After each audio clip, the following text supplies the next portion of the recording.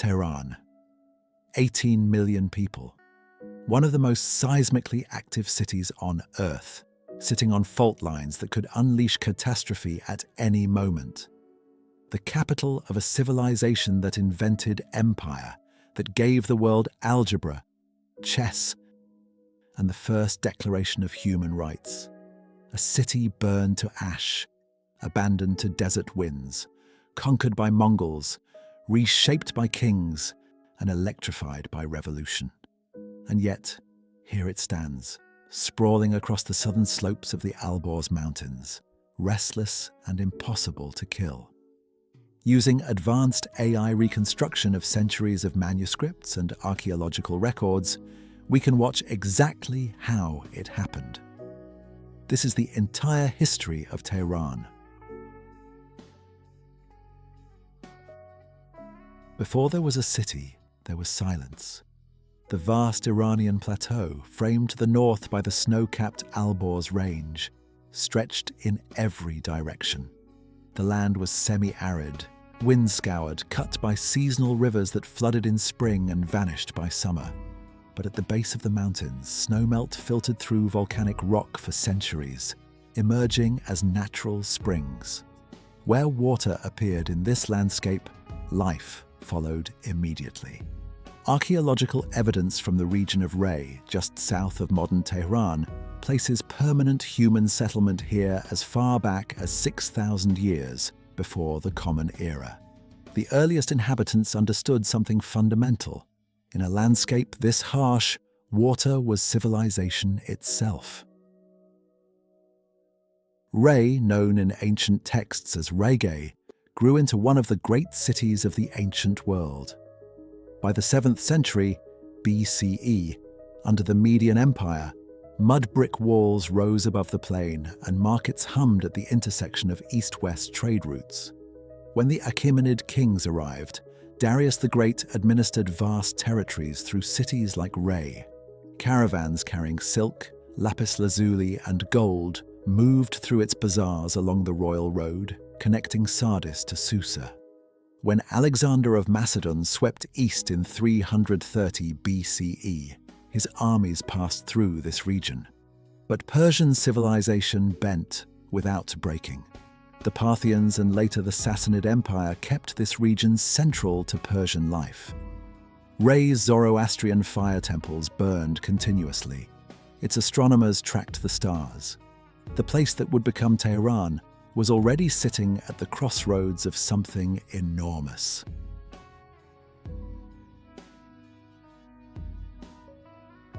The Arab conquest of Persia in the 7th century CE transformed everything.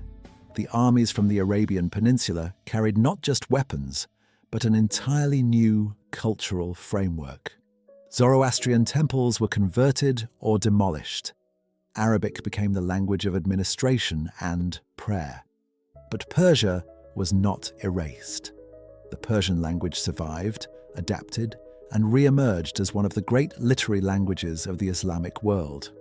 Rey rebuilt itself in the new idiom. Mosques replaced fire temples. By the 10th century, Rey was celebrated across the Islamic world.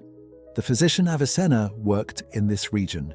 Its libraries ranked among the finest anywhere, its tilework and stucco decoration reaching heights of extraordinary refinement. Standing at the peak of its cultural power, Rey seemed indestructible. Then the Mongols came. In 1220, the armies of Genghis Khan swept the Iranian plateau with a systematic ferocity the medieval world had never witnessed. They did not simply conquer cities, they erased them. Rey was sacked with such thoroughness that contemporaries described a landscape of skulls. Libraries burned. The ancient Qanat irrigation systems sustaining agriculture for millennia were deliberately destroyed.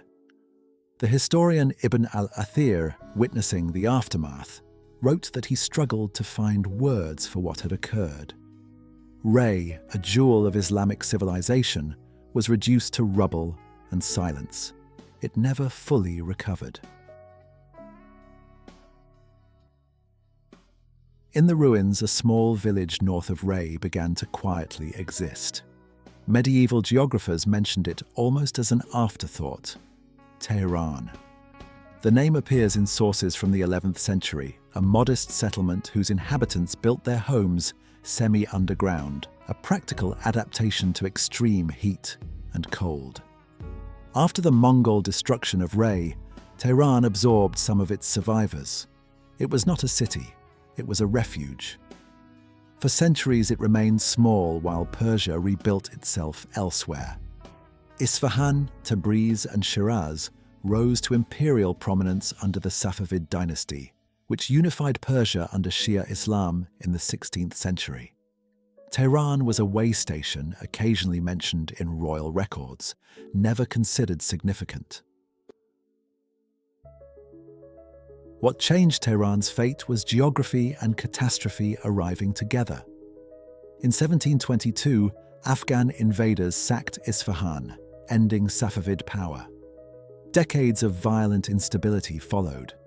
When Aga Muhammad Khan, founder of the Qajar dynasty, reunified Persia by force at the end of the 18th century, he needed a capital that suited his strategic needs.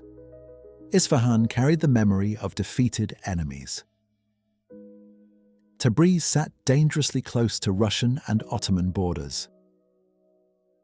Tehran, sheltered beneath the Alborz with natural defensive advantages and proximity to Caspian trade routes, was the answer. In 1796, he declared it the capital of Persia. A village of perhaps 15,000 people was suddenly the center of an empire.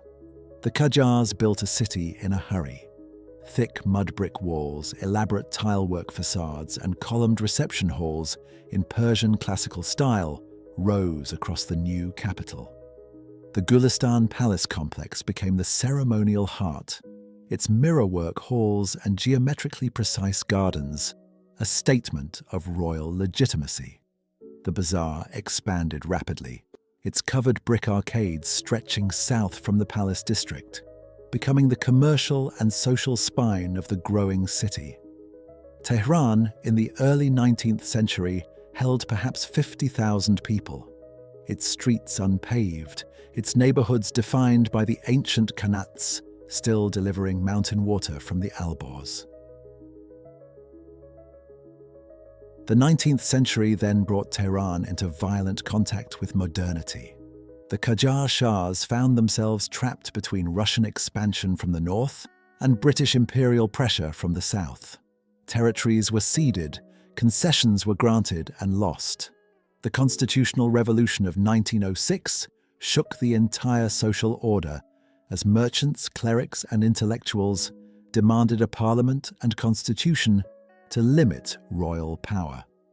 Tehran's streets became the stage for this confrontation. A city that had been a quiet provincial town a century earlier was now the epicenter of a civilizational argument about what Persia would become. Reza Shah, who seized power in 1925 and founded the Pahlavi dynasty, saw a medieval city that needed to be remade entirely. He demolished large sections of the old Qajar city. The ancient walls came down. Wide avenues were cut through historic neighborhoods. European-trained architects designed government buildings fusing Persian classical motifs with modernist geometry. By 1941, when Allied powers forced Reza Shah to abdicate, Tehran was unrecognizable from 1920, its population reaching nearly 1 million. His son, Mohammad Reza Shah, continued the transformation with oil wealth and Cold War investment. New residential districts climbed the mountain slopes. Rural migrants poured in from every province. By 1976, Tehran held over 4 million people. Skyscrapers rose in the northern districts. Beneath the surface of this gleaming modernization, something profound was building. On February 11, 1979, the Iranian Revolution completed its work. The Shah had already fled. Khomeini, returning from exile in Paris, was greeted by millions in the streets. The remaining pillars of the imperial state collapsed in hours. The revolution that overthrew an American-aligned monarchy and installed a theocratic republic was among the most consequential political events of the 20th century. In November 1979, student militants seized the American embassy, holding 52 diplomats hostage for 444 days, reshaping geopolitics for decades. Then, the war came. In September 1980, Iraqi forces invaded Iran. 8 years of conflict killed hundreds of thousands. Tehran endured missile strikes, blackouts, and wartime scarcity. The economy contracted under sanctions and military demand. And yet, the market stayed open. Families adapted. Daily life persisted with a stubborn continuity that no bombardment could suppress. The end of the war in 1988 and the death of Khomeini in 1989 began a new phase. 10 million people pressed against the city's infrastructure from every direction. Highways were built and immediately overwhelmed. The Alborz skyline disappeared behind towers of concrete and glass. Satellite dishes and the internet arrived, contested by authorities but never fully suppressed. A generation born after the revolution built a cultural life in constant negotiation with official restrictions. Underground music, cinema that won international awards, and a restless urban energy that no ideology could contain. Tehran today is paradox at the highest scale.